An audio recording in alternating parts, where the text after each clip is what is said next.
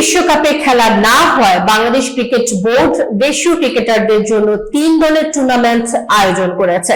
অদম্য বাংলাদেশ টি-20 কাপ নামের এই আসর বৃহস্পতিবার থেকে মাঠে গড়াতে যাচ্ছে। ধূমকেতু একাদশের মূল পেসার তাসকিন আহমেদ টুর্নামেন্টে অংশগ্রহণ করতে পারছেন না। ডাক্তারি পরামর্শ অনুযায়ী সাইনাস সংক্রান্ত সমস্যার কারণে তাকে বিশ্রামে থাকতে হবে। তাসকিনের জায়গায় ধূমকেতু দলে নতুন করে ডাক পেয়েছেন পেসার মুকিদুল ইসলাম মুগ্ধ।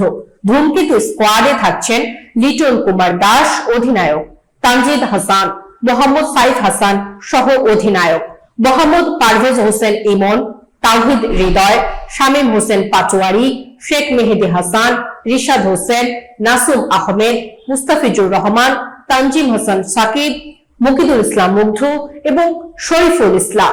বিসিবি জানায় টুর্নামেন্টটি মূলত দেশীয় ক্রিকেটারদের খেলায় ধারাবাহিকতা বজায় রাখা এবং নতুন প্রতিভাদের সুযোগ দিতে আয়োজন করা হয়েছে। তাসকিনের অনুপস্থিতিতেও ধূমকেতু দলে শীর্ষ স্থানীয় খেলোয়াড়দের উপস্থিতি দর্শকদের জন্য উত্তেজনাপূর্ণ ম্যাচের সম্ভাবনা তৈরি করছে।